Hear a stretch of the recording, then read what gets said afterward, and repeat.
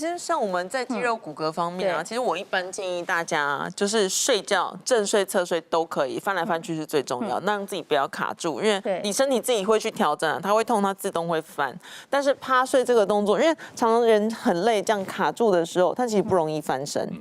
你这样卡住的时候，因为它翻身要花比较大的力气，有时候手又卡住的时候，其实你会有点抑制到你翻身的反应。所以当你没办法翻过来的时候，我常常遇到那种趴睡，然后隔天早上起来落枕的病人。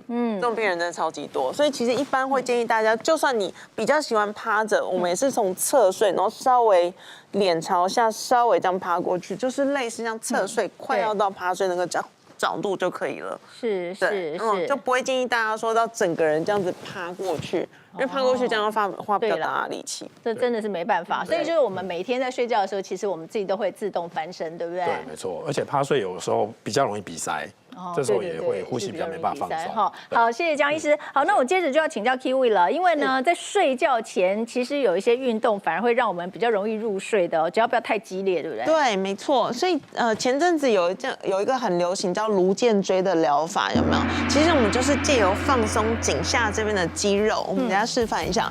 我们用类似像这样的毛巾啊，做一个毛巾卷，把它卷起来，然后我们侧面看一下，大概这么厚，就放在自己的颈椎后面这样子。所以睡前的时候平躺，压一下自己的颅底这边的肌肉，让它有个弧形。因为正常我们的颈椎啊，本来就是一个 C 型这样子的弧度，对，所以我们就类似一个毛巾卷这样子，把它卷着。垫在颈椎下方，睡前的时候这样垫着，那你头就是微微上扬，因为我们现在低头族嘛，低头久了，其实颈椎都会歪掉，或者是它容易就是长骨刺，最近蛮突出。睡前垫一个这样子，轻微往后仰，让自己觉得自己的弧度微微 C 型向后，然后我们甚至左右压一下，让我们两边的颅底，尤其枕骨下方这两个筒。是我们入脑的所有的血流跟动脉会经过的地方，我们去完整的放松这两边的肌肉群，让入脑的血流这个时候保持通畅。其实这样子入脑的血流的那个含氧量就会变得非常的丰富。丰富之后，它其实因为兴奋过后嘛，它安静下来速度也会更快。所以相对要大概躺多久？我们大概10分钟左右就可以了。我觉得我可能在这10分钟我已经睡着了。有可能，但就是记得我们叫枕头要预备在旁边。对，预备在旁边。当我们压完之后呢，其实我们建议还是尽量用这样的枕头。我会建议大家用记忆枕啦，有个弧度。对，像那种羽绒枕的话，有一些是会这样凸起来的。对，所以其实我们需要的是这边要稍微支撑多一点点。所以像这种羽绒枕的话，没办法，我们就只好尽量把它压靠近。对，我睡觉也是常会这样子，我就会把它这样折起来，一定要把你的颈椎，就是颈椎这个地方完整支撑嘛。羽绒枕的话，我们就靠它胖胖的这边有没有？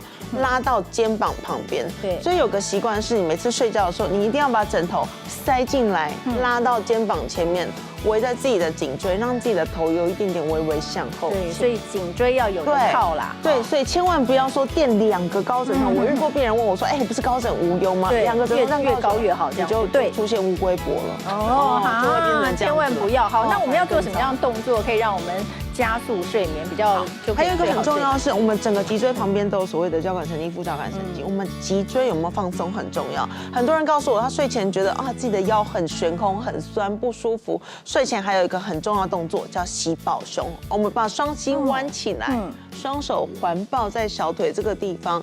这个时候如果有腰酸人会觉得有酸酸的，我们往上做10个。往上摇动，这样轻轻滚动的动作。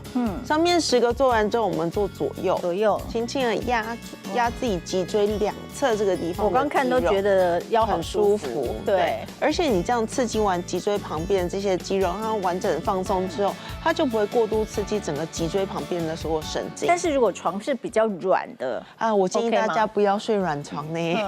对，其实软床真的不是很适合我们，尤其亚洲人的身体。也许比较像美国有一些比较过度肥胖的人，他们要睡比较软的床，是因为他们身体的曲线有那个需求。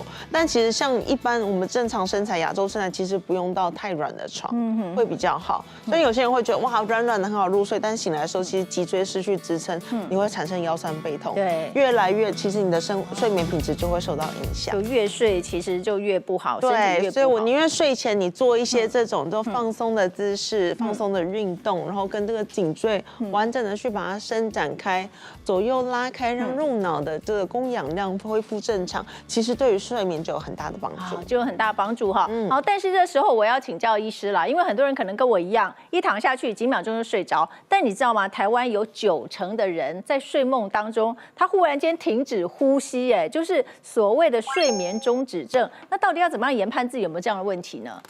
好，我们就先来看看有些名人哦，他们也有中标的状况。好，那么我们看到像陈乔恩，这个美女她竟然说她自己有恐龙式打呼，1个小时有25次的呼吸中止，她可能去测过，每一次长达50秒钟以上，这听起来就很恐怖了。好，再来是谭爱珍，她的老公呢浅眠又打呼，那么她也怀疑说她老公走的时候是不是因为睡觉的时候暂时停止呼吸的关系呢？好，另外就是拜登总统了。拜登总统他是大家都知道他确诊这个阻塞性的睡眠呼吸中止症状，好，所以有人就讲说，他是不是因为这个样子，所以常常有时候会讲错话啦，或者说反应会比较迟缓一点哈。那我就要请教一下我们江医师了，我们来看到这个打呼跟睡眠中止症它的关系到底是什么？打呼呢，基本上它是因为上呼吸道的空间不够，那在呼吸的时候，那个气流产生扰流，扰流拍动我们的黏膜才会产生打呼。对，好，那所以打呼的来源有很多地方，譬如说有些人是鼻塞，鼻中隔弯曲、鼻过敏产生的叫鼻鼾，那有些人是喉咙空间不够，那这时候产生的这个软腭拍动，这时候产生叫喉鼾。那有一些人他是因为舌头太厚，所谓的大舌头，然后睡觉的时候舌根压迫到呼吸道，这时候产生的叫舌鼾。好，那所以很多人打呼很大声，譬如说刚刚提到陈乔恩这个恐龙式的打呼，很有可能就是有多处的鼾声一起打呼，才会有这么恐怖的打鼾出来。是，像我有一个朋友，因为那时候跟他一起出去玩，然后我们睡同一间，他也瘦也不胖，但是他睡觉的时候那个打呼的声音啊，他没有规律，就就像这样子，然后我就整个晚上我都没有办法睡着。规律一点的比较好，有的是也很规律的嘛，有的是完全不规律的，是完全不规律的比较严重嘛？对，的确就是比较不规律，或是鼾声如雷很大声，或恐龙式打鼾这种，表示说他呼吸道被压迫的情形是比较严重，甚至会阻塞。所以那个话就特别要小心了，对不对？对。好，所以因为有的人是以为说比较胖的人，或者说年纪比较大的人才容易打呼，但不见得是这样。不一定，因为其实是取决于呼吸道的空间。有些人很瘦，但是因为他可能骨架比较后缩，譬如说下巴后缩，那这时候里面的空间也会不够，也会打呼。所以王老师，你会打呼吗？其实你会不会打呼，要问隔壁那个人。对，然后造成隔壁那个人失眠，对不对？失眠原因其实除了今天探讨，对隔壁打呼，就隔壁那个人打呼，对。所以会不会？我觉得跟你的生理状况有关系。我发现有时候比较疲劳，或者是没办法放松，你就会发现，第二天另一半就跟你说，你昨天晚上有打呼。对，因为这个每个人发生也不是说一定会一直发生，是，除非是刚才医生讲你是生理结构已经有状况，你就会每天都会发生。那像我发现我自己打呼是，我觉得跟你的疲劳度啦，跟工作状态有关。这个身边的人如果说他打呼的话，要不要送他一个这个贴纸？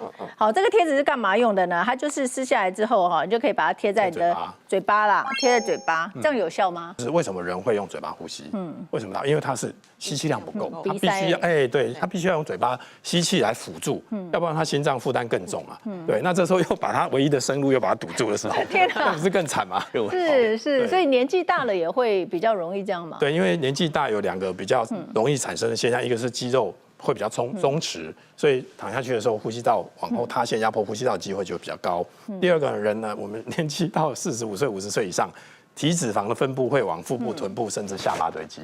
那下巴的脂肪堆积越多，那舌根会越厚，睡觉压迫呼吸道的机会也越高。所以双下巴的话就比较容易有，对不对？好，那我们就来看看这8大症状：嗜睡常常头痛、口干，高血压、心血管问题，还有精神不集中，然后浅眠多梦、睡不好，鼾声大又持续，然后你的旁边的人发现你呼吸暂停了，吓死了，然后睡着的时候会被呛到，或是需要喘气。是，对，最准确的是下面这2个。对，因为如果是枕边人都已经有发现，呼吸有暂停，对，或者说他自己已经睡到一半就会呛醒，或需要喘气，这2个8、9不离10，基本上都有呼吸中